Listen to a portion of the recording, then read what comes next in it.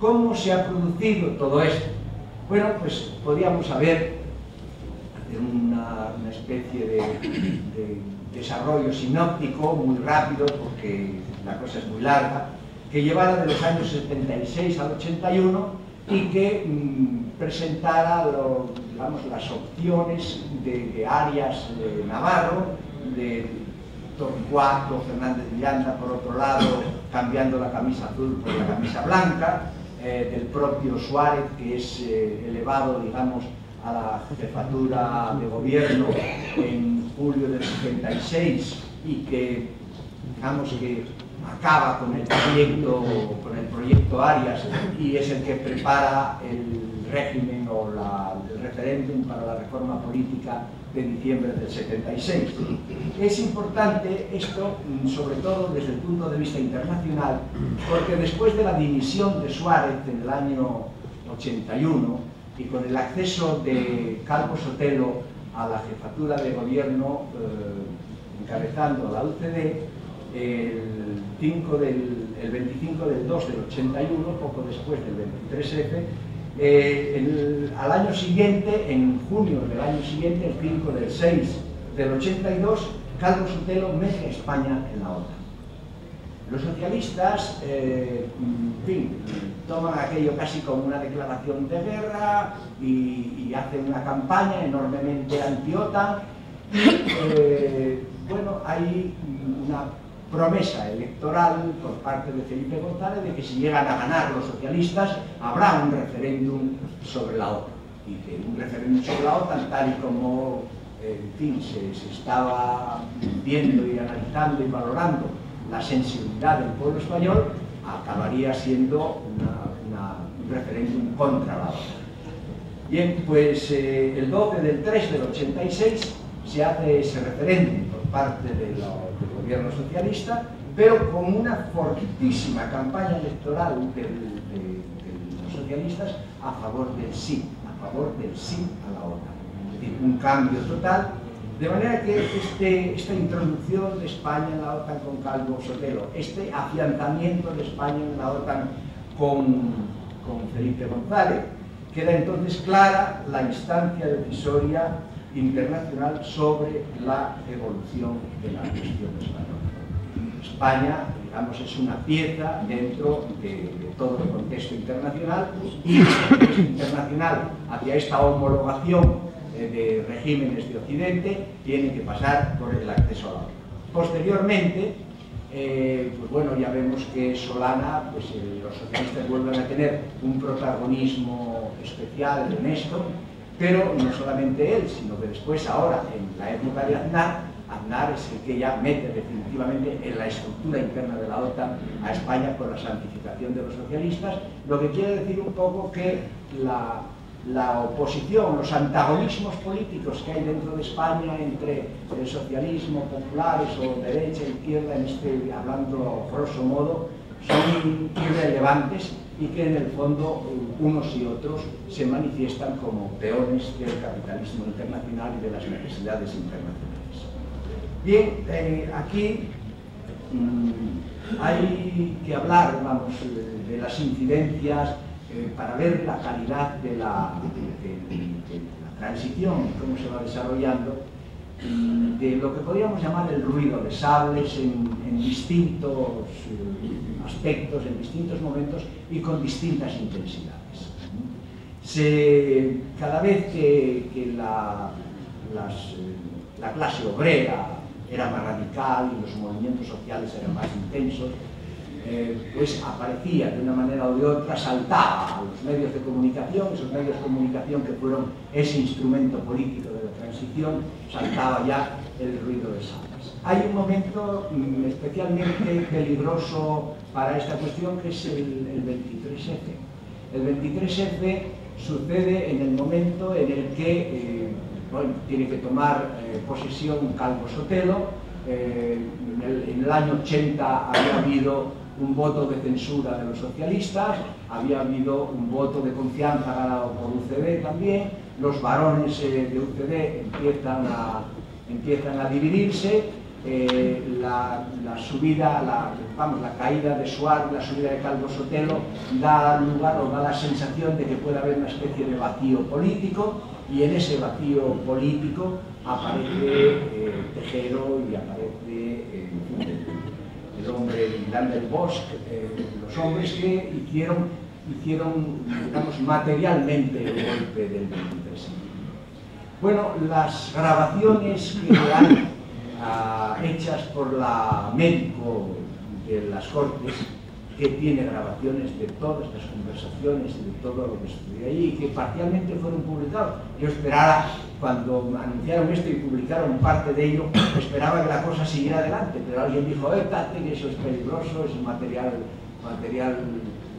delicado, y no se publicó más. Pero bien, de lo que sí publicó ella, está claro que no se trataba de un puro movimiento de regreso al pasado, de una recomposición del fascismo o del régimen ni siquiera de Arias, porque el proyecto que lleva el general Aranda, proyecto escrito, es de un gobierno mixto con Felipe González la presidenta. De manera que está claro que de lo que se trataba era un poco de romper la mecánica de la maquinaria electoral o democrática tal y como se venía desarrollando, y proceder a una transición, sobre todo donde quedara garantizado el principio de autoridad. El principio de autoridad que Franco había puesto de relieve siempre, era necesario que de alguna manera persistiera. Esto se acaba por la intervención del rey.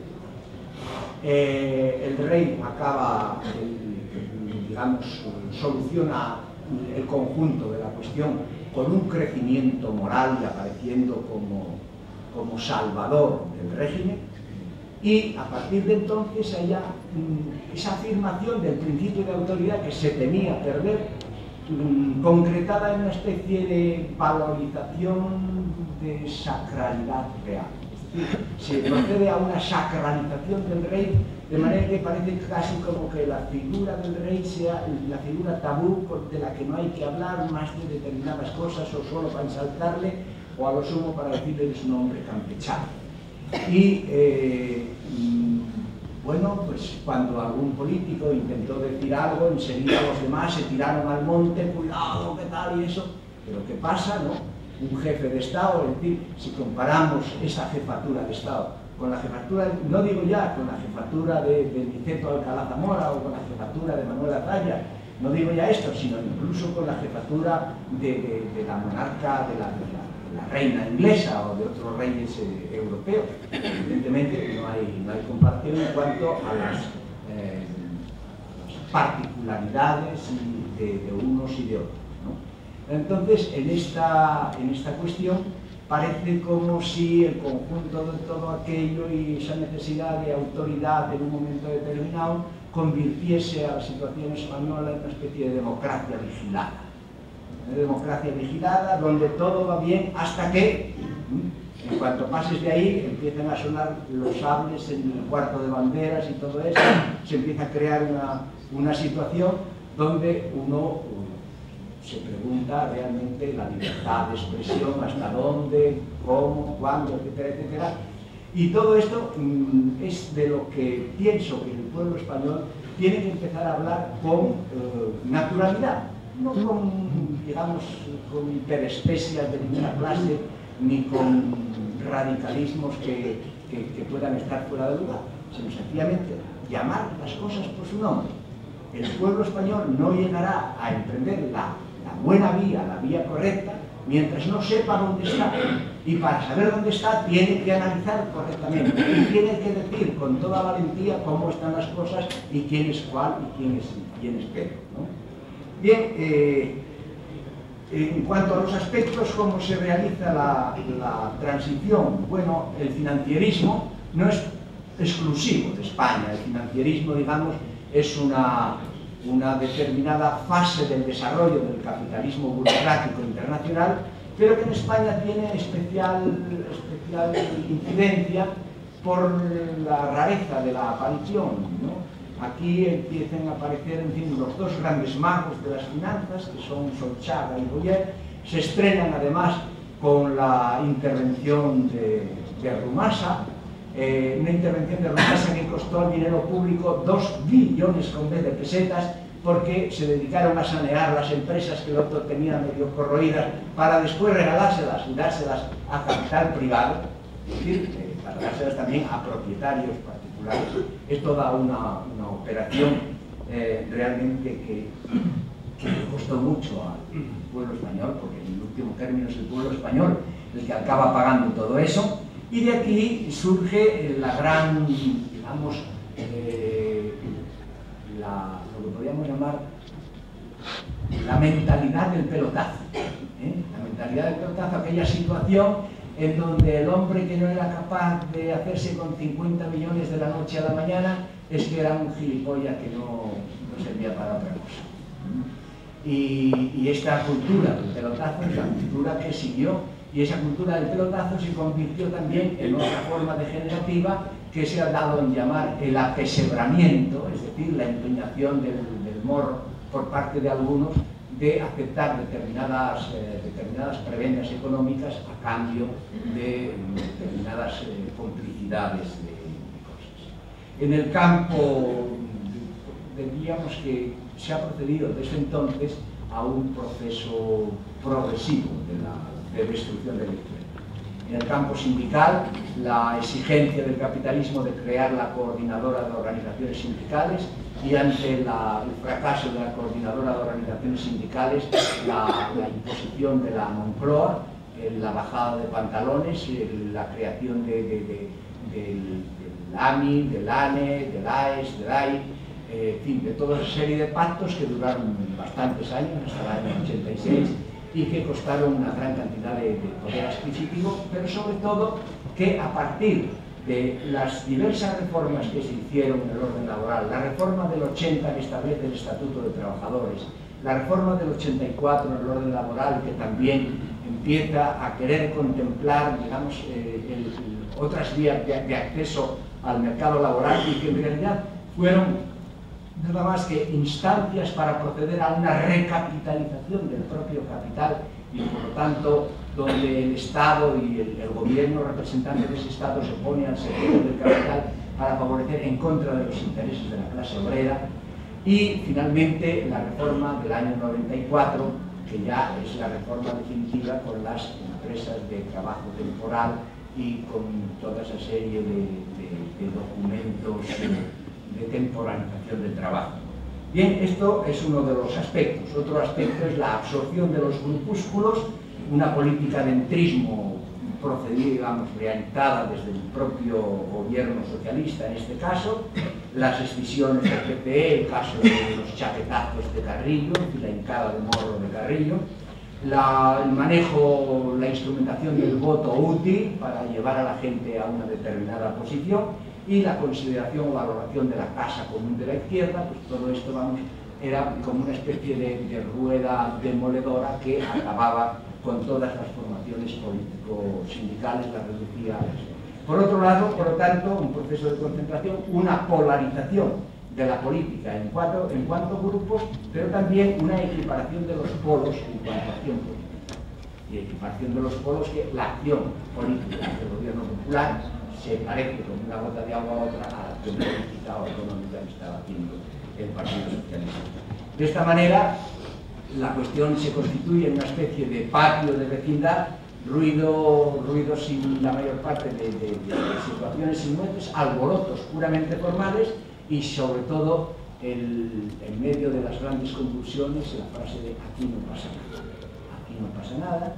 En fin, todo el mundo no se extraña, no se espanta de que las cosas van como van, porque todo el mundo está adoctrinado, está manejado por la sociedad de consumo, etcétera, etcétera, y se produce de esta manera una especie de intercomplicidad entre todos los diferentes grupos que conllevan a esto.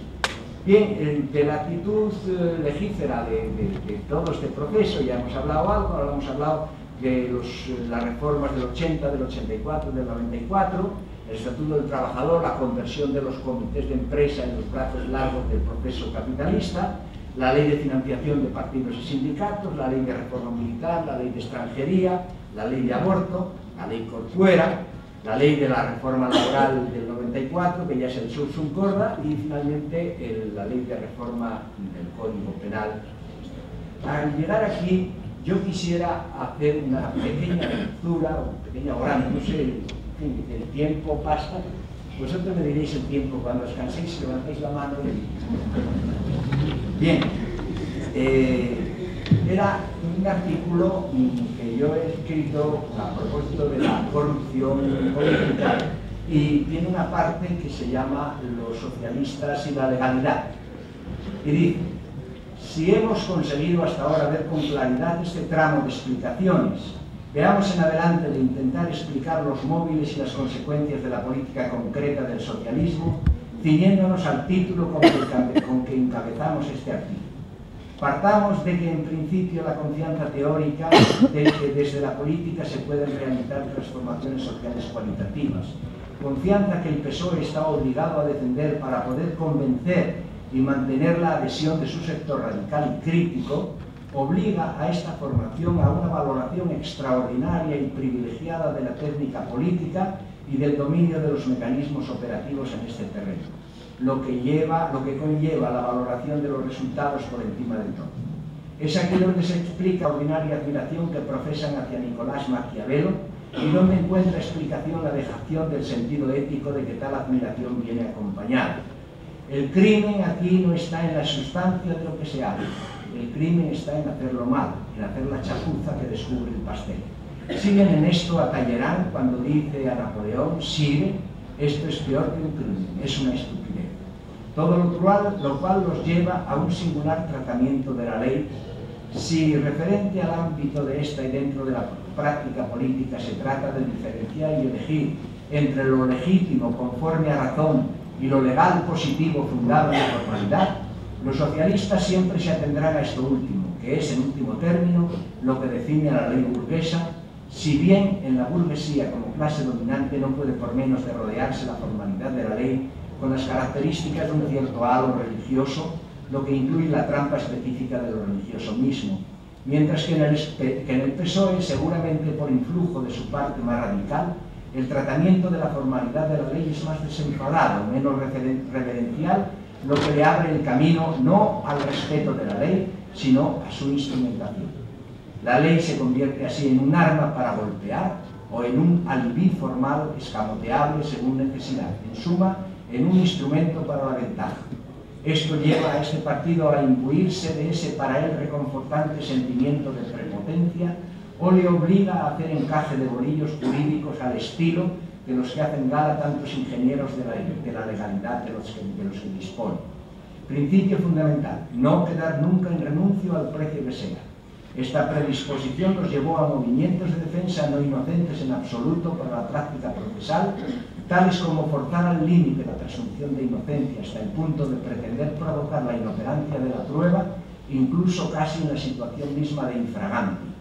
Por otro lado, la conducción a hacer del Estado y de su esencial secretismo más Estado y más secreto que nunca, por el procedimiento de la destrucción de pruebas donde fue posible y donde no, calificando su contenido de secreto de Estado, papeles del sí, inasequible hasta para los propios jueces.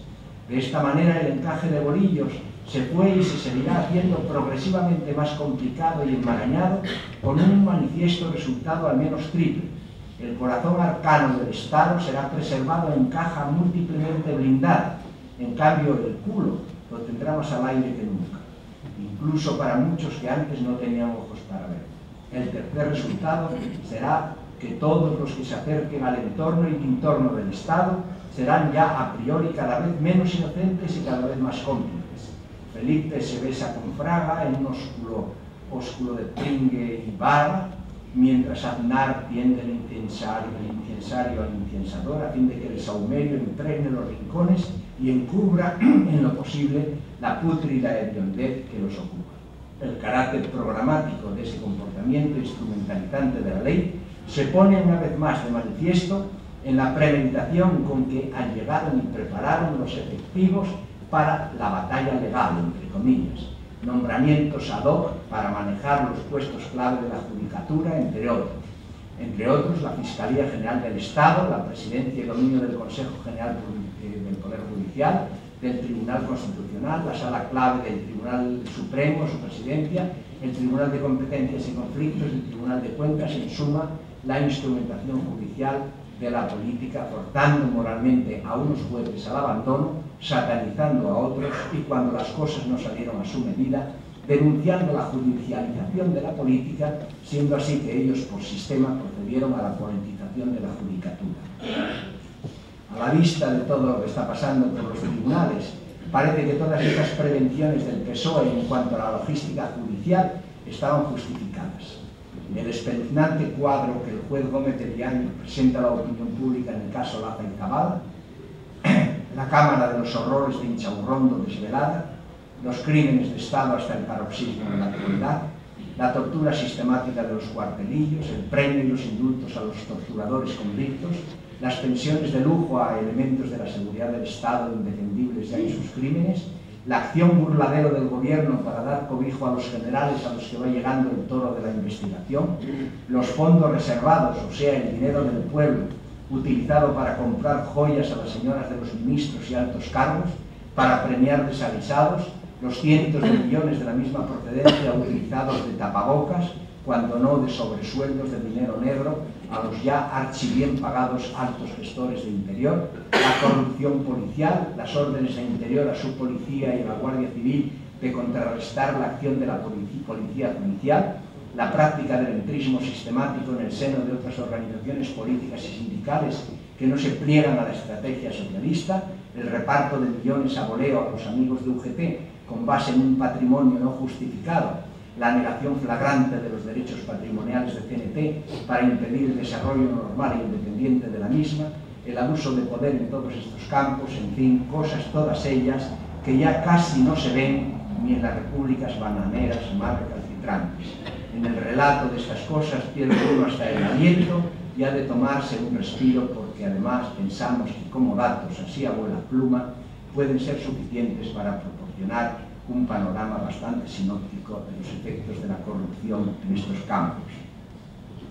Bien, y en medio de todo esto, ¿qué hace el pueblo? El pueblo, podemos hablar, ya hablan algunos articulistas valientes de las ruinas de un pueblo rebelde. Así, el epitafio de Javier Ortiz, de Un Mundo: caminante, detente, aquí hay lo que fue un pueblo rebelde, hoy difunto. Hay una tristeza de la valoración de un pueblo que fue la esencia, que en su día el pueblo español fue, digamos, antorcha del proletariado internacional. En su día el pueblo español estuvo a la vanguardia de todas las reivindicaciones y de todos los movimientos sociales. En su día el pueblo español dio ejemplo de cómo se realiza una revolución verdaderamente popular. Bien, pues ese pueblo se tiende a una práctica de idiotización, a una práctica de desinformación permanente, donde todos los actos que sean a favor de engrandecer el propio peculio son tolerados, en cambio no se toleran en absoluto los actos de solidaridad. Las huelgas de solidaridad concretamente están prohibidas por ley, de manera que todo aquello que sea defender tu derecho puedes hacerlo, pero no se te ocurra defender el derecho ajeno. Es decir, que todo es una práctica que tiende a la privatización, a meter a los hombres en casa, de cara a la tele, a que sufran los efectos de la sociedad de consumo por un lado, de la sociedad del espectáculo por otro lado. Cuando hay el peligro de que estos hombres puedan llegar a ser interés, inquietud por su situación social y procedan a reivindicaciones en la propia calle, entonces es necesario multiplicar los efectos de esa sociedad del espectáculo. Si es necesario darle fútbol los 7 días de la semana, se le da fútbol los 7 días de la semana, y si fuera necesario dárselo las 24 horas de cada día, se le daría también las 24 horas de cada día, para que ese pueblo no tomara en su mano su propio destino. De manera que ya no se trata de una sociedad de los 2/3, no se trata de que 2/3 trabajen para que 1/3 esté permanentemente en paro. Las cosas van evolucionando de tal manera que la sociedad será de los 2/3, pero a la inversa, 2/3 en paro y 1/3 en actividad, y además una progresión creciente que llegará a poner en peligro a esta situación. De esta manera estamos un poco repitiendo lo que era la sociedad del pan circenses de los romanos. El pan y circo de los romanos, por un lado, dar una posibilidad, digamos, de subsistencia, por supuesto, de bien vivir a aquellos que están en el marco de la producción, de pura subsistencia a quienes no lo están, y sobre todo de entretenimiento permanente. Bien, frente a esto, pues estamos los resistentes, estamos los que tratamos de decir esto va muy mal, pero es necesario que dejemos de clamar en el desierto, es necesario que el pueblo tenga oídos para oír y ojos para ver, y que acabe tomando en su mano su propio destino. No podemos aceptar de ninguna manera un régimen como un régimen término. No existe tal régimen término. El término es algo que no está en las manos humanas. Lo que está en nuestras manos es el camino y la lucha, y ahí es donde debemos encontrarnos.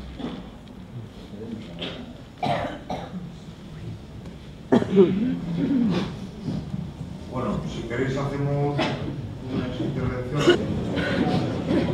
Yo tengo que decir que, como no voy a ser menos,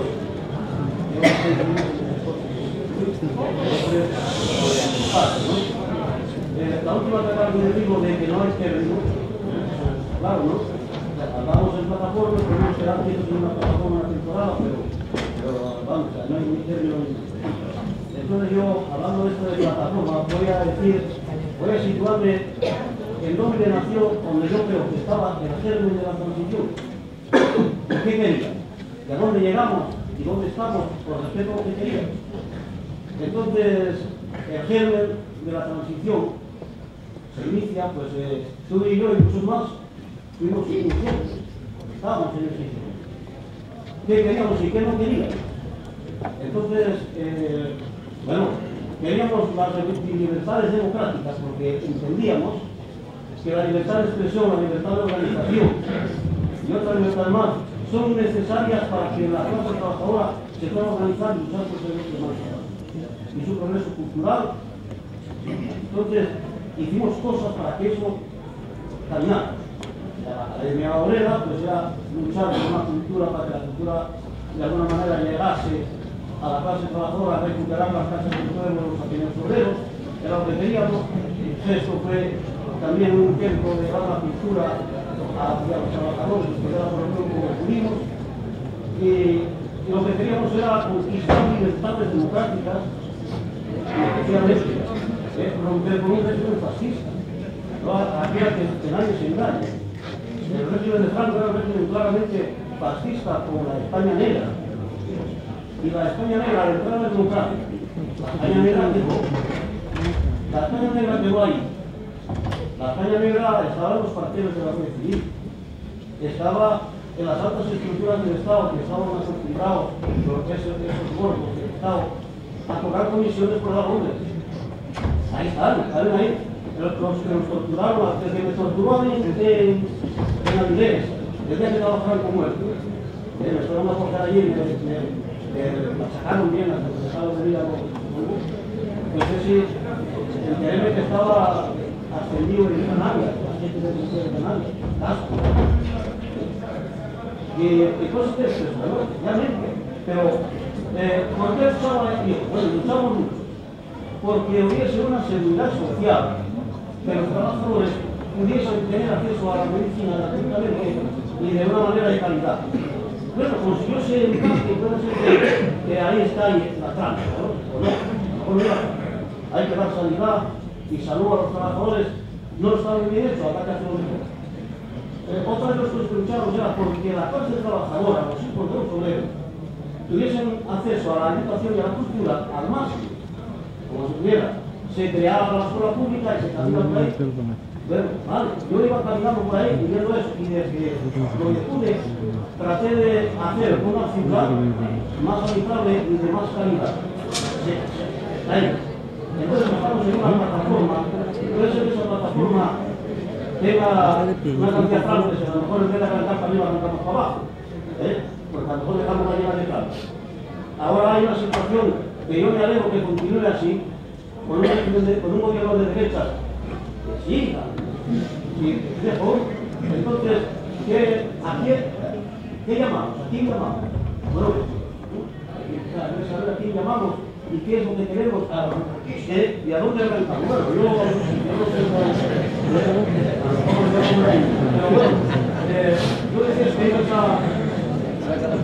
a dejarnos más por aquí, mira, yo estoy en una organización política, y tú verás que es muy cortito, muy poco. Porque estoy acostumbrado a ver más números, aquí, allí, ¿entiendes? Más luz. Pero también soy un poco materialista y entonces sé que hay que caminar, situarse, caminar y avanzar. Y hacer cosas, hacer carotes y pararse en eso una vez. Y sabes, yo no puedo ir en esa cosa contigo. Mi alegro, ahora un aviso, ojo yo defendí la libertad de expresión y la libertad de prensa, pero cuidado, la prensa es como un arma de energía nuclear. Igual te puede llevar problemas de destruirte lo que tú piensas. Y aquí la libertad de prensa te puede destruir, porque se crea una estado de opiniones que encima está subiendo. Entonces la prensa también atrás, para uno y para otro. Y además hay que seguir defendiendo la libertad. Yo por culpa de eso jamás quiero publicar. Dar un paso en contra de la libertad de prensa. Lo que hay que hacer es una llamada de atención a saber lo que te viene. Bueno, acaba de hablar Marcelo. Marcelo está de acuerdo con la visión crítica que se dio, que incluso me he quedado corto, de que en sus medios se hacen todavía críticas más duras. Yo me alegro muchísimo de que haya críticas más duras, más fundadas y quizá mejor encaminadas. Todo eso me alegro mucho. Sin embargo, ya que hablamos de una formación política concreta, yo pondría sobre aviso, pondría en acentuación el hecho de que el Partido Socialista Obrero Español es un partido donde la disciplina tiene una significación especial. Quiero decir que dentro del partido se hacen esas críticas, pero no se traducen hacia afuera ni se traducen en hechos concretos. Quizá por lo que dice Marcelo, porque son materialistas dialécticos y creen que hay que esperar una cosa u otra, etcétera, etcétera. El hecho es que cuando la UGT y el Partido Socialista colaboran con el dictador Primo de Rivera, el dictador llama a Llaneza para que renuncie a la 8ª hora conseguida con mucho esfuerzo, con mucha sangre y mucho sudor, y renuncia, el Partido Socialista renuncia a la 8ª hora del minero del interior. Entonces, hay que traducir la cuestión a hechos concretos. Eso es lo que yo planteo. Cuando Largo Caballero, que era un revolucionario, está obligado a ser consejero de Estado del dictador Primo de Rivera, es porque se le impone el partido. No porque él, y lo probó muy bien el año 36, no porque saliera de él, ni de su pensamiento revolucionario. Partido donde puede haber, digamos, una mentalidad como la de Besteiro, Prieto o el propio Largo Caballero. Largo Caballero cercado por hombres que hicieron la Revolución de Octubre aquí, por uno de los nuestros asturianos, de Ramón González Peña, promoviendo una línea sindical contraria a la de Largo Caballero, una línea sindical de carácter reformista, y dando lugar a la existencia de 3 UGTs, una UGT controlada por el PSUC, Partido Comunista Catalán, otra UGT controlada por Prieto, la persona de Ramón González Peña, y la tercera UGT, que sería la UGT del propio Largo Caballero, que es el secretario general de UGT. El discurso de Largo Caballero en el cine Pardines, en octubre o noviembre del año 36, y dando cuenta de todas las puñaladas de que había sido objeto en el orden político, es realmente una figura patética. Y todo esto sucede en el interior del Partido Socialista. Bien, un Álvarez del Valle era socialista, un Juan Negrín era socialista, un Besteiro era socialista, un Prieto era socialista, pero son, digamos, actitudes totalmente diferentes y de una actividad político-social totalmente diferente. Entonces, lo que yo entiendo es que el pueblo que ve las cosas de fuera necesita cosas concretas. El pueblo no podía aceptar de ninguna manera que hubiera una colaboración con Primo de Rivera, y se hizo la colaboración con Primo de Rivera. Esta es la cosa. La crítica interna dentro del partido tiene que salir fuera del partido. ¿Entiendo? La pregunta mía, desde un punto de vista de afiliación y militancia en la izquierda, va dirigida al ponente, para la transición que teóricamente comenzó con la proclamación del rey, ¿finalizó sí o no? Si no finalizó, ¿cuáles son los motivos por qué no ha finalizado? Y si ha finalizado, ¿cómo y qué lectura le damos desde la izquierda a los 9 millones de votos que este país le otorgó al desastre de gobierno socialista después de 13 años en el poder? Realmente ese es un planteamiento muy correcto. Y la transición, vista desde ciertas cabezas políticas, ha terminado, incluso ha terminado hace tiempo. Alfonso Guerra ya dijo, bueno, ya la transición ha acabado, estamos ya en un régimen firme, estable, sin peligro, etc., ¿no? Otros hablan de una segunda transición. La segunda transición, ¿en qué consiste?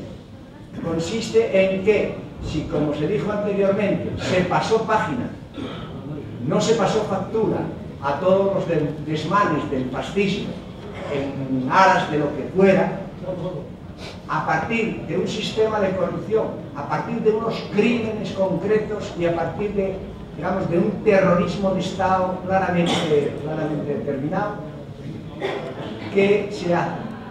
Se mete en el trullo a la gente y se mete el gancho hasta el fondo y caiga quien caiga, como dice el otro, o por el contrario, se pasa página y se hace esa segunda transición, que consiste en decir, puesto que nosotros no pasamos factura de todo lo que anteriormente ocurrió, también corramos un tupido velo sobre esta triste página de la historia.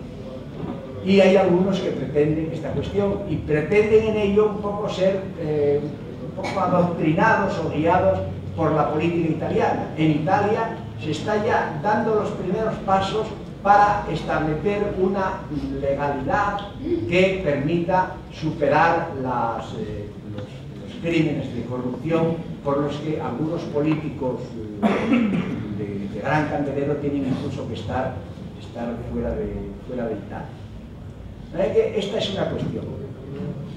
La transición, por lo tanto, es un término político que se maneja según la voluntad, según el deseo y según la conveniencia de quien habla de ello. Otra cosa es lo que acabas de decir, cómo se compagina eso con un respaldo popular. Esto es tu pregunta, ¿no? Y en esta cuestión, que realmente es por lo que Javier Ortiz habla de las ruinas de un pueblo y habla de caminante detente, aquí hubo un pueblo, ya no existe, etcétera, etcétera. Esa liquidación del pueblo, esa autoliquidación del pueblo es ni más ni menos que la falta de carácter crítico, la falta de actitud crítica del propio pueblo. Es decir, un pueblo que sale del franquismo sin educación política. Un pueblo que después del franquismo atraviesa el régimen de transición, que es un régimen de manipulación permanente de los medios de comunicación y de la sociedad de consumo y de la sociedad del espectáculo.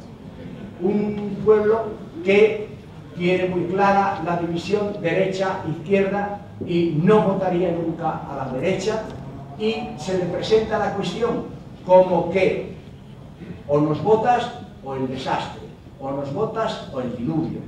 En esta situación en donde los mítines electorales empiezan a tener externamente la misma carga que los partidos de fútbol o que los actos porque son realmente explosivos, puramente en el orden emotivo, no dan lugar un poco a la crítica, pues en este sentido, digamos, hay otra doble enajenación del propio pueblo que no entiende que su voto de abstención o su castigo electoral pudiera tener que tener otro resultado. Yo he visto, para llegar a esta situación, para ver la falta de espíritu crítico o para calibrar hasta qué punto han procedido a una desinformación, a una deseducación popular.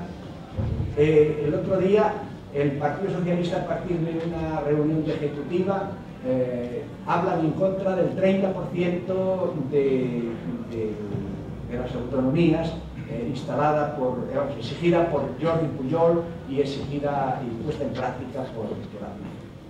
Bueno, pues hablaban como si hablaran desde el séptimo cielo.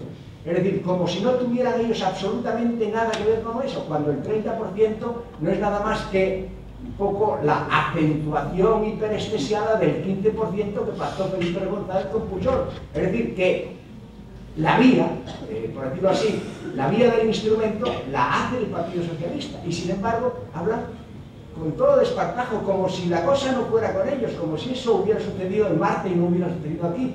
¿Por qué? Porque entienden que eso va destinado a un pueblo acrítico, a un pueblo que no es capaz de razonar y de poner. Esta es la triste situación. No podemos dejar de reconocer, y esa es la gran urgencia que yo veo en la situación actual, la de poner el pueblo en situación crítica respecto a lo que está ocurriendo, dar al pueblo conciencia de que le han puesto las cosas de tal manera que ve los árboles sin ver el bosque, y al no poder ver el bosque no ve el significado de los acontecimientos y su evolución. Y en este sentido, y en esta situación, es más víctima que otra cosa. De manera que esto puede ser un poco lo que tristemente explique esa. Un trabajador que todavía mañana va a ir a trabajar, tiene un contrato, afortunadamente soy de los afortunados. Y hoy dije, voy a venir a escuchar a Rúa, dije, venir conmigo y tal. No quiso venir ninguno. Sé que mañana me van a preguntar, oye, ¿qué tal ese Rúa que los hables muy bien de él y tal?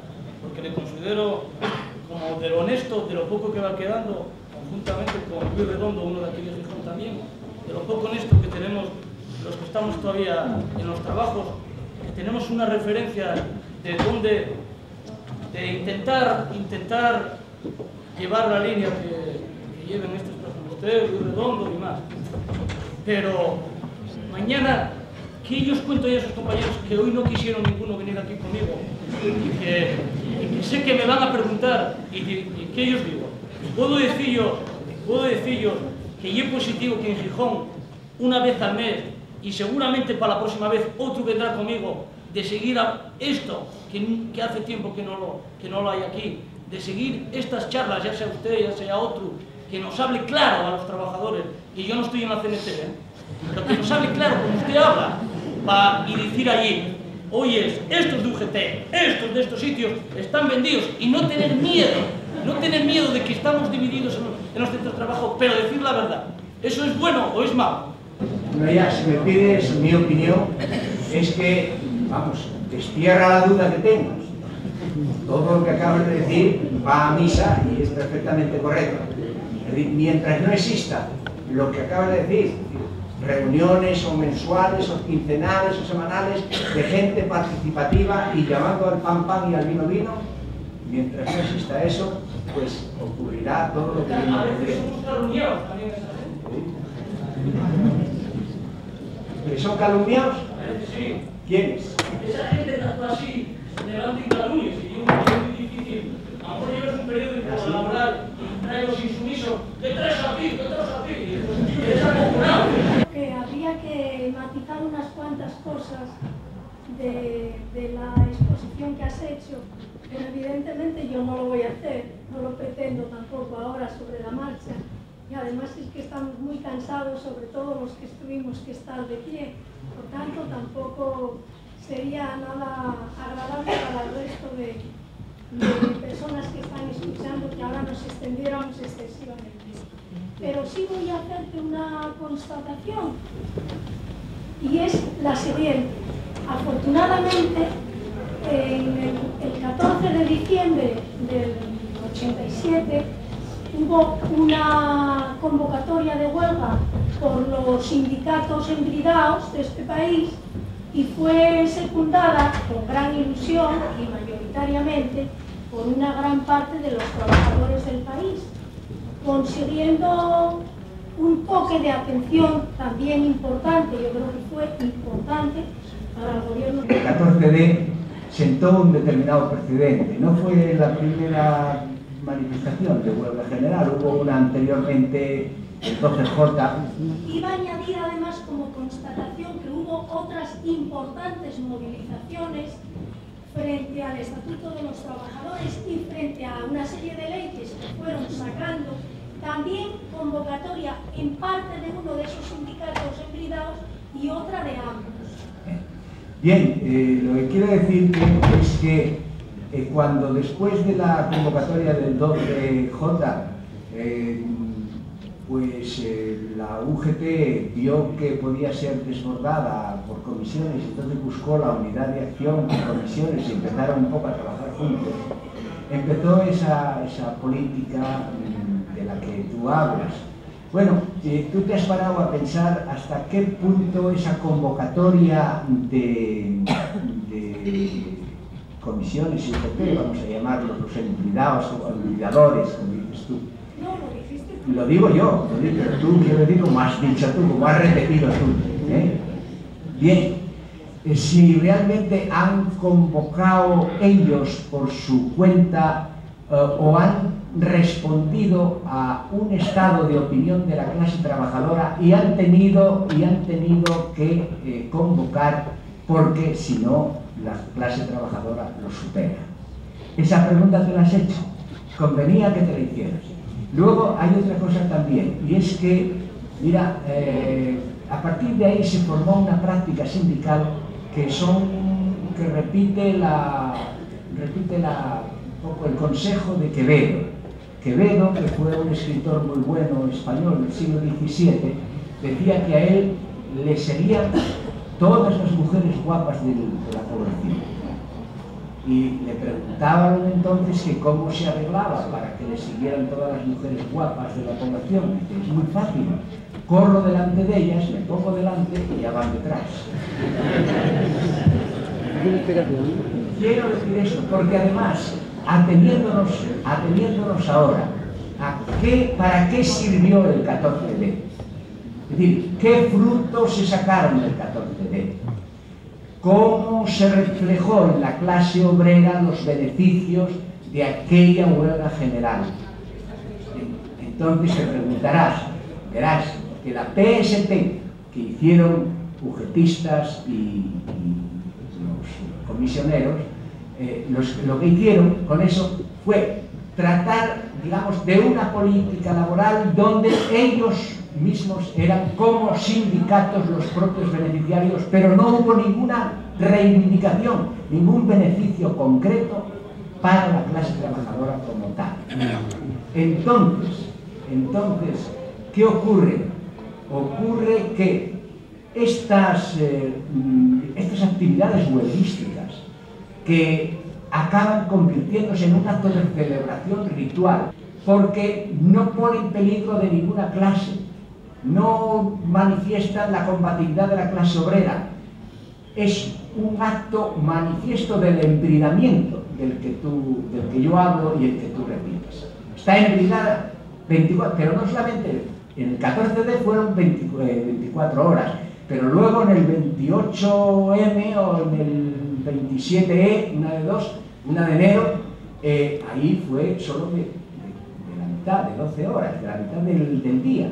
De manera que a cualquiera que le preguntes cómo puede hacerse una huelga limitada de esta manera y con una manifestación de esta manera, todo esto está previamente pactado. Se pacta de esta manera, se da lugar a un desfogamiento tal, se cumplen ciertos requisitos. ¿Cuáles son los resultados efectivos? Bueno, los resultados efectivos, por ejemplo,